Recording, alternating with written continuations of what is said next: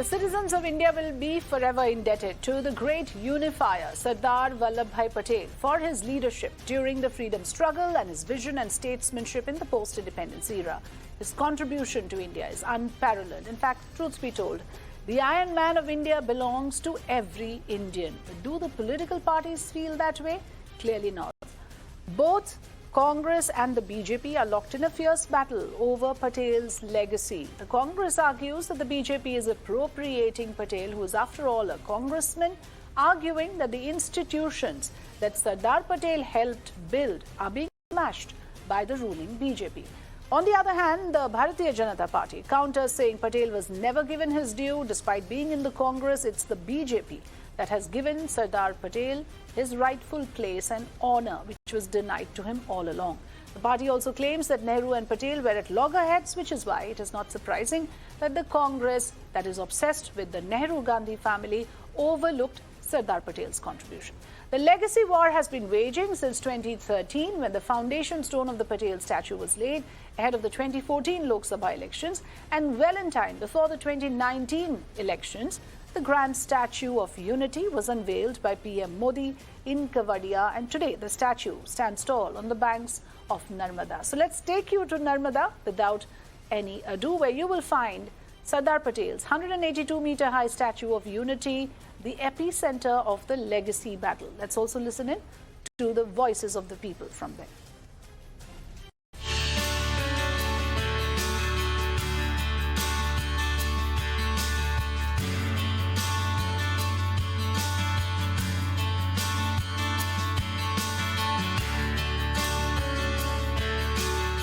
We are at the Sardar Patel statue, world's biggest statue. This statue is twice the height of the Statue of Liberty. The height basically is of 182 meters. We'll speak to some of the tourists who have come over here.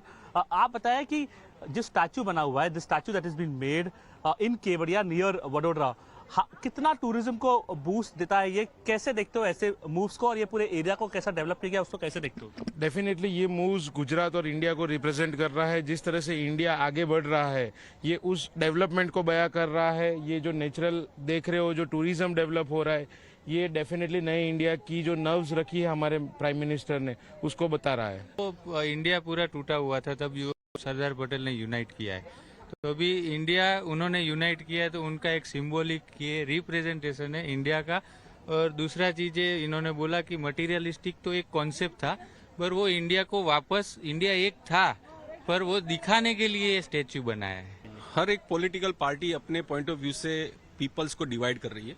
उनको अलग अलग तरीके की लालच दे के झांसा दिया जा रहा है और उनको अलग किया जा रहा है. तो मैं डेफिनेटली कहूंगा कि पीपल्स को समझना चाहिए, वी आर द यूनाइटेड. हम लोगों को कोई भी पॉलिटिकल, जब भी चुनाव आते हैं तब पॉलिटिकल व्यू लेके उसको देखना नहीं चाहिए. अपने इंडिया को रिप्रेजेंट कर रहे हैं, इंडिया को ही देखना चाहिए. ठीक है भाई, सरदार पटेल सबके थे और ये जो नाम अभी हो गया है वो हो गया बस, और चेंज करने की कोई जरूरत नहीं है. वही होना चाहिए. सरदार पटेल जो गुजरात के एक बहुत प्रतिष्ठित लीडर थे, तो उसका ही नाम आना चाहिए. मुझे लगता है कि नरेंद्र मोदी की गवर्नमेंट आने के बाद ऐसा लगता है कि जो सरदार पटेल को जो मान सम्मान मिलना चाहिए वो मिल रहा है. तो मेरे हिसाब से तो भाजपा आने के बाद ही उनका, सरदार पटेल का जो सच्चा काम है वो पब्लिक के सामने आया है.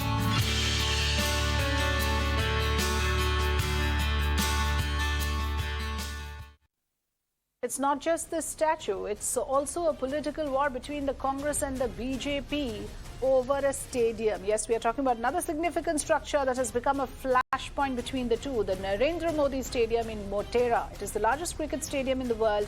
Now the Congress has declared that the party will change the name of the Narendra Modi Cricket Stadium at Motera in Ahmedabad to Sardar Patel Stadium if Congress comes to power in Gujarat. The venue, earlier called Sardar Patel Stadium, was renamed after PM Narendra Modi in February 2021, decided to do so. Now, just to be clear, this stadium is part of a larger sports complex in Motera.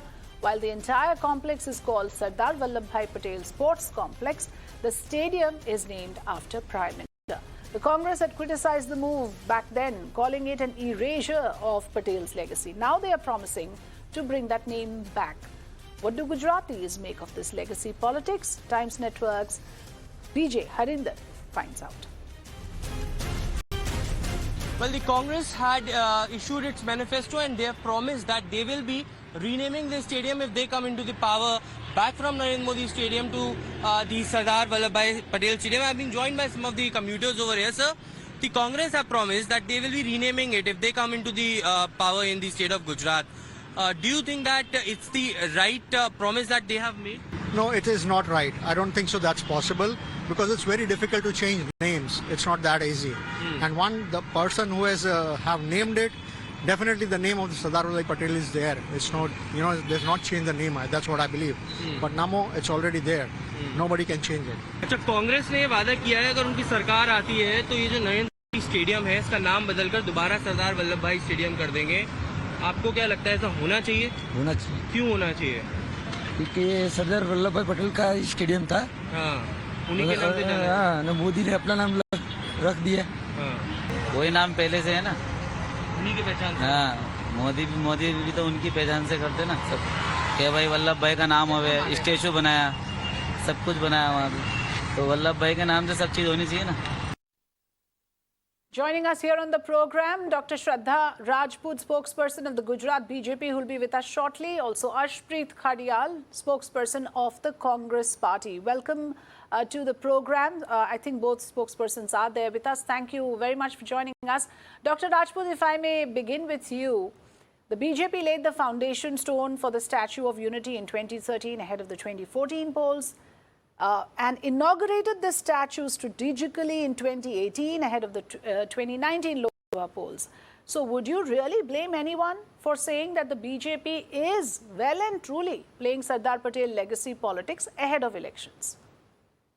See, first of all, Honorable Sardar Patel Vallabhbhai is coming from Gujarat, and it is not only for the Gujarati, it is for the entire India.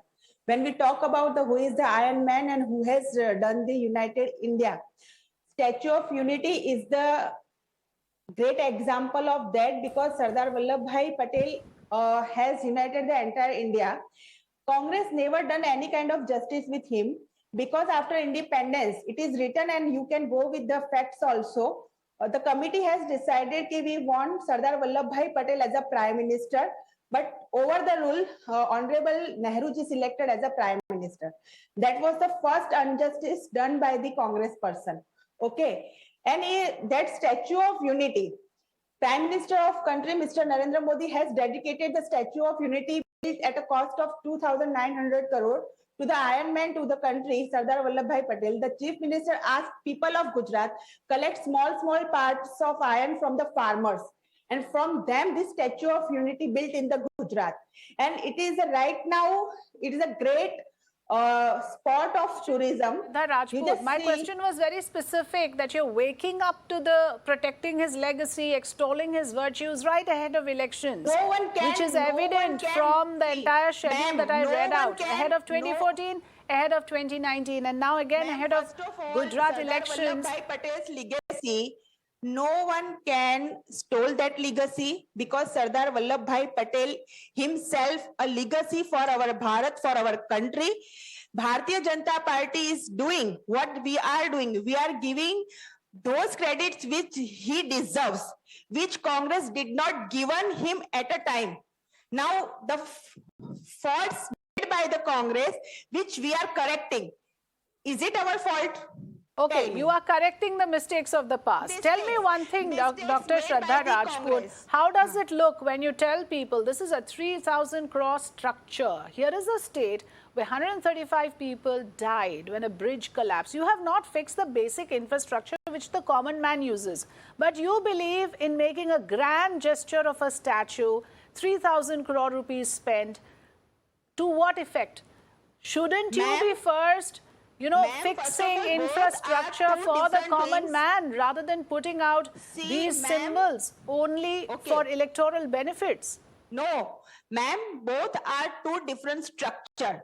That Morbi's place was that hanging bridge. It is made by the one king. Okay, it is not made by the Bharatiya Janata Party. It was the government. No, I'm saying, why haven't you first prioritized on fixing what the common man needs for day-to-day survival? Why must the common Gujarati die crossing a bridge? What use will it be to him? to look at a grand statue when he does not have his basic in his day-to-day life? I'll have Arshpreet Khadial also respond. Government is doing the maintenance of that bridge, and Statue of Unity is totally different thing. I don't understand why you people are mixing taken your point. Taken your point. Both are two different things. No connection with the civic amenities, basic structure, with this statue which is done to honor Sardar Patel's legacy. I take your point. Let others also come in. Arshpreet Khadial. You know, for the Congress that is running a real lackluster campaign at the moment in Gujarat, from what we can see, even the Patel legacy issue has been allowed to die down, to, be honest with you, by the Congress party. At a time when the statue was inaugurated, yes, the Congress was vocal about it. It could have, in fact, questioned the questions that I'm asking as a journalist, that why were such funds used? What is the revenue generated through this statue? Is the Congress party planning or even thinking of, in some ways, taking up this issue to the public when it goes to campaign in Gujarat? Definitely one. We will be changing the name of the stadium if we come into power to Sardar Patel Stadium. And the Bharatiya Janata Party should be ashamed of itself in the first place for having changed the name, as if there was some kind of comparison in the stature of, that was being made in the stature of Mr. Patel and Mr. Modi. I mean, everybody knows it for a fact that Mr. Patel's contributions are so much, and he has done so much for the country. He should be remembered. Why would the Bharatiya Janata Party get into some sort of competition and, would want to have its own name, Mr. Modi's name? So one, we will undo, this travesty that the Bharatiya Janata Party has begotten. And number two, I think Bharatiya Janata Party shouldn't really have any problem with this issue, because they're a party that changes 25 names in 1 month. And does it for no remo reason only? Does it to only satisfy and pander to their own interests, their own requirements, not of the people? This would be for the people of Gujarat. This would be for the people of India and for Mr. Patel. And the Bharatiya Janata Party should be happy. This goes on to show the double standards of the Bharatiya Janata Party. On one hand, they say, Sardar Patel's great and we want to have a statue for him. But when it comes to having a name of Mr. Patel, with regards to the stadium, they say, oh, it should be Mr. Modi's. This reflects. But where are your leaders, Mr. Arshpreet Khadial, taking this narrative to the people? We played out people's voices. They are more convinced with the BJP's narrative that Sardar Patel has been given his due. That's what people were saying. I played that out in the beginning of the program, which means that as a political party, what you should have done, which you are doing very rightfully here on the program, take these issues to the people, let people decide. But you have failed to do that, because it doesn't seem like, from the people that we spoke to, that they are really convinced about what you are saying at the moment. The Congress and the BJP have been engaging in this war of words, trying to claim the Sardar Patel legacy. But would it really be a deciding factor in the Gujarat polls? 13 to 14% of the electorate, I believe, are the Patels. Dr. Shraddha, what do you think? See, ma'am, first of all, my brother who is come from the Congress, brother, if I am not mistaken, there are number of buildings and stadiums and college having the name of Nehru and Gandhi family. Okay, so plus please remember that also. Okay, just I'm saying you. So don't say and don't do like this. It is a Sardar Stadium Sport Sankul, one of the stadium having the name of Narendra Modi. So please correct your data, please. Okay. So it's going to be a whataboutery. You're going to say until and unless you have as many structures named after leaders of your choice, you will not rest. Why are you not asking? No, I will allow both to speak. No, I allowed you to speak. I'm sorry, I'm out of time. I have to give Arshpreet Khadial the last word to finish, to counter your point. Yes, Arshpreet, closing comments on this issue. Thank you. See, one thing is for sure, that the Bharatiya Janata Party is afraid of the Congress Party, and this is not something that I'm saying. What the Prime Minister of India said when he came and said to his workers addressing a meeting, be aware of the Congress Party. There is massive undercurrent. They're working at the ground level. It's a silent campaign. This speaks volumes and, volumes about what the Congress Party is capable of and what the Congress Party will do. Actions will speak way louder than words. It's, the Bharatiya Janata Party and the Aam Aadmi Party are only smoke without fire. And as far as the people of Gujarat are concerned, they've already seen the BJP for it is, the Mobi tragedy that has happened, it goes on to suggest that the Bharatiya Janata Party hasn't even spent on the bare minimum safety standards for the people of Gujarat. Yes, but precisely what I was saying should have been the Congress's campaign. If you were serious about this election, it doesn't seem like that your party and its leadership has taken the Gujarat elections that seriously. But I'll have to leave it at that. Dr. Shraddha Rajput, Arshpreet Khadiyal, thank you so much for joining us here on the program. And now let's turn to Surat and the diamonds. It's a match forged by years of history. Around 90% of the world's diamonds go through this city, either for polishing or for quality checks or trade. There are more than 6,000 polishing units in the city, employing more than 1 million workers. The diamond workers are reeling under the twin problems of unemployment and low wages amid the ongoing Russia-Ukraine conflict that has snapped the supply of precious stones flowing to Surat. However, AAP's manifesto has grabbed the attention of the diamond workers. AAP's promise of 300 units of free power, initiatives in free education and healthcare are something that are looking forward to. But will it be enough to pull the diamond merchants away from the BJP? Can Aam Aadmi Party really capitalize on the dissatisfaction? Let's hear it from the diamond cutters themselves.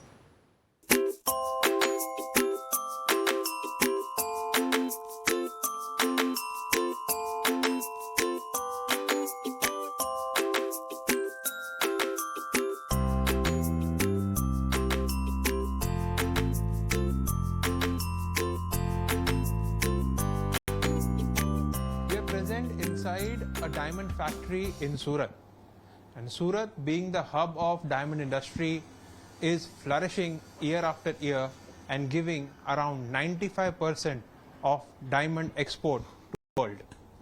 These are the workers who constantly work in this factory and deliver the required output of diamond across the country. Let's try and speak to them on the election agenda, what's there in their mind. अभी तो जो आने वाली जो सरकार है उसके लिए तो हम लोग पहली अपेक्षाएं करते हैं कि हमारा जो वर्कर है उसको लिए रहने के और आरोग्य की सुविधा पहले मिले। इलेक्शन का माहौल है, आम आदमी पार्टी या बीजेपी? बीजेपी भाजपा चाहिए। क्यों ऐसे, मतलब क्या भाजपा को ही क्यों, क्या उन्होंने किया अभी तक जो आपका उन पर झुकाव हो रहा है? वो सबने काम किया है, आयुष्मान कार्ड है, आवास है, सब कुछ वो मिलते बराबर है। अभी हर बार तो हम लोग बीजेपी में देते थे, लेकिन इस बार हम सोच रहे हैं कि आपको दे, क्योंकि उसका जो दिल्ली का मॉडल है वो पसंद आ रहा है। इसलिए अभी जैसे सब जगह से जानना मिल रहा है कि यहाँ पे आप वाले प्रचार बहुत कर रहे हैं, और ऐसा माहौल देख के ऐसा लगता है कि इस बार बीजेपी की जगह आम जनता पार्टी आएगी। बीजेपी है वो सरकार अच्छी है, और हम तो मोदी साहब को ही चाहते हैं। जो भी वो धारासभ्य का मोहरा होता है, जो भी खड़ा होता है, लेकिन मोदी साहब जैसा मानस अभी दुनिया में कोई नहीं है। Joining us on the program, my colleagues Aishwarya from Ahmedabad and Abhishek from Surat. Abhishek, we were just listening in to the diamond merchants. It seems that to a certain extent, irrespective of what the policies have been, people are quite enamored with the image of Narendra Modi, and it seems the voters are determined to choose on the basis of that, not even on the basis of who the particular candidate is from a particular seat. But what has been your gathering after talking to people there in Surat? Yes, definitely. First, we are present at a location, and this is an important and famous location. You can see Aeroplane Circle, Surat.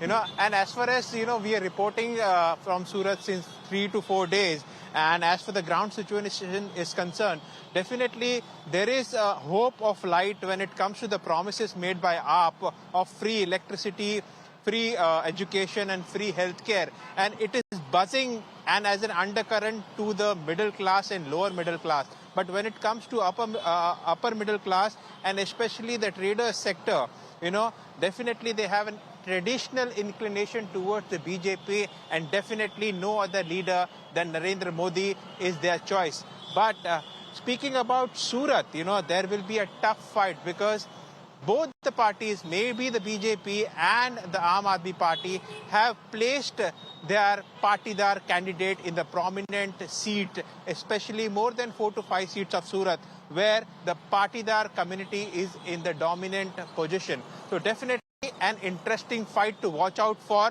and it will not be an easy gain for the BJP when it comes to 4 to 5, 6 prominent seats of Surat, where there is a direct fight of BJP with the Aam Aadmi Party. Okay, so that is important and interesting, Abhishek, what you're telling us, that to a certain extent Aam Aadmi Party has been able to make inroads. And yes, there could be tough fights in some seats. Aishwarya, what has been your observation in this regard?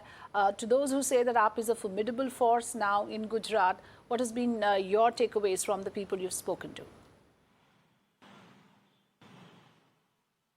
Well, as far as central Gujarat is concerned and the capital city of Ahmedabad, where I am reporting from, clearly it shows that BJP has an upper hand as far as the fight against Congress and Aam Aadmi Party is concerned, because in Ahmedabad and Gandhinagar, which had always been in strong hold for the BJP, remember Amit Shah, Home Minister, have been campaigning in Nagar for a couple of days. Yesterday, a very important meeting of Amit Shah was concluded at the state headquarters of the BJP at Kamlam, and it was decided about the strategies for the election campaigning, how the union ministers and the chief ministers will be called, and at what places they should be sent to campaign, because it's been now 20 days which have been left for the elections in Gujarat. Also, very importantly, the BJP is also focusing currently on the candidates who have taken back their names, and there have been a massive uproar, setbacks for the BJP that we have seen in the last couple of days